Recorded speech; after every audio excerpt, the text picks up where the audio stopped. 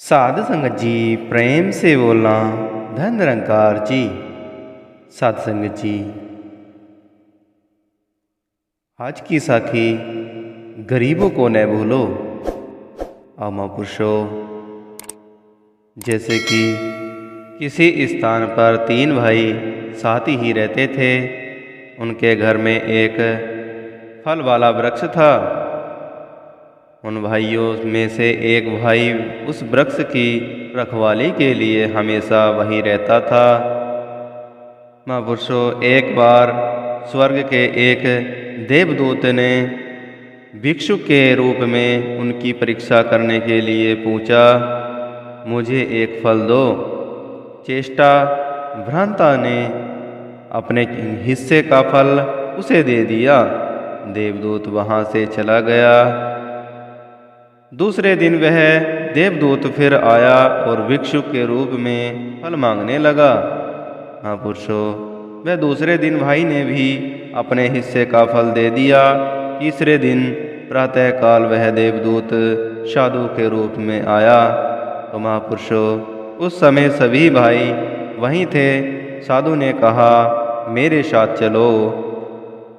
तीनों भाई उसके साथ चल दिए। महापुरुषों, नदी के पास पहुँचे। साधु ने कहा, मांगो, क्या चाहते हो? चेष्टा भांता ने कहा, कितना अच्छा होता यदि इस नदी का जल शराब के रूप में बदल जाता। तो महापुरुषों, वह उसी समय नदी का जल शराब के रूप में बदल गया।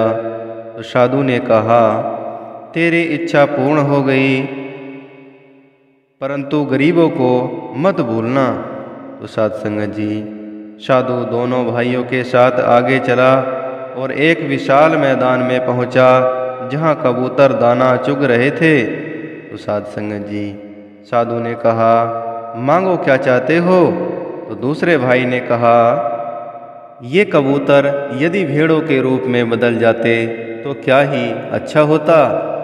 तो महापुरुषों, ठीक उसी समय विशाल मैदान भेड़ों से भर गया।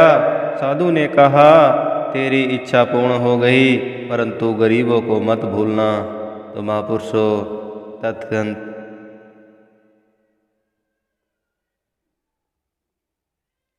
तदंतर आगे चलते हुए साधु ने छोटे भाई को कहा, मांगो, क्या चाहते हो? तो महापुरुषों, उसने कहा, मैं धर्मपरायण स्त्री को चाहता हूँ। तो सत्संग जी, साधु ने कहा, इस संसार में केवल 3 धर्मपरायण स्त्रियां हैं। उनमें से 2 का विवाह हो चुका है और तीसरी राजपुत्री है जिसके साथ 2 राजकुमार विवाह करना का चाहते हैं। छोटे भाई ने फिर भी अपनी इच्छा वहीं बताई। तब साधु राजा के पास गया और उसने राजा को अपनी मन की इच्छा बतलाई। तो महापुरुषों, राजा सोच में पड़ गया कि अब मैं क्या करूं। साधु ने कहा, अगर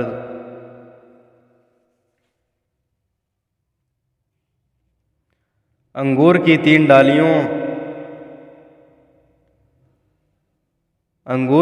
डालियां लाओ, उन तीनों में से इनके अलग अलग नाम लिखो और रात्रि में बगीचे में गाड़ दो।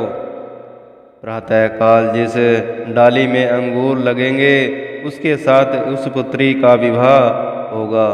तो महापुरुषों, राजा ने यह स्वीकार कर लिया। सुबह छोटे भाई के नाम में की डाली में अंगूर लगे हुए थे, तो अतः उस छोटे भाई के साथ राजकुमारी का विवाह हो गया। वे अपने देश की ओर लौट गए। महापुरुषों, 1 वर्ष बाद देवदूत ने विचार किया, पृथ्वी पर जाकर देखूंगा कि वे भाई क्या कर रहे हैं। तो भिक्षुक के रूप में बड़े भाई के पास आया। साधु ने कहा, 1 प्याला शराब दो।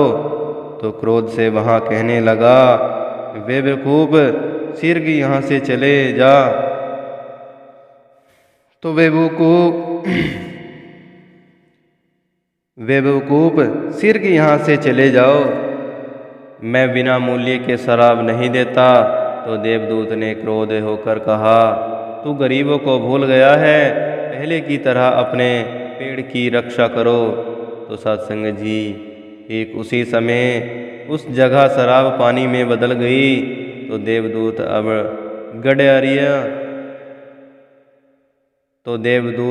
गडरियों के पास तो महापुरुषों देवदूत अब गडरिया के पास परीक्षा करने के लिए निकला। तो भिक्षुक के वहाँ जाकर कहने लगा, पीने के लिए दूध दो। तो महापुरुषों उसने कहा, मैं आलसी को दूध नहीं देता हूँ। क्रोध होकर देवदूत ने कहा, तू भी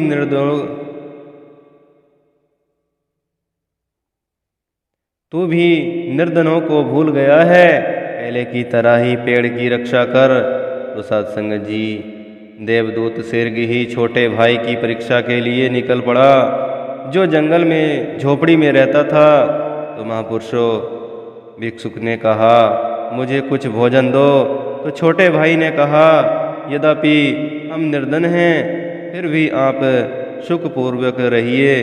उसकी गरीबी को देखकर देवदूत ने कहा, तू गरीबों को नहीं भूला है, तेरा कल्याण हो। तो महापुरुषों देवदूत की कृपा से झोपड़ी की जगह विशाल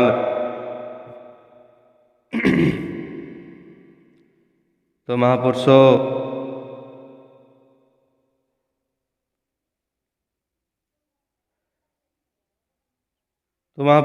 देवदूत की कृपा से झोपड़ी की जगह विशाल महल बन गया।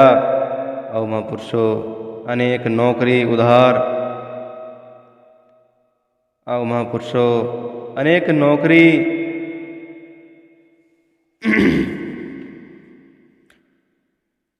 और महापुरुषों अनेक नौकर इधर उधर घूम रहे थे। वृद्ध भिक्षुक उन्हें आशीर्वाद देता हुआ कहने लगा, तुझे ईश्वर ने संपत्ति दी है। जब तक तू निर्धनों को सहायता करेगा, तब तक यह संपत्ति तेरे पास रहेगी। परंतु देवदूत की कृपा से इसके बाद भी वह सुखपूर्वक रहा। तो महापुरुषों इसलिए कहते हैं कि जैसी स्थिति में है आदमी उसे नहीं भूलें, गरीबों को न भूलें। सत्संग जी बड़े प्रेम से कहना, धन निरंकार जी।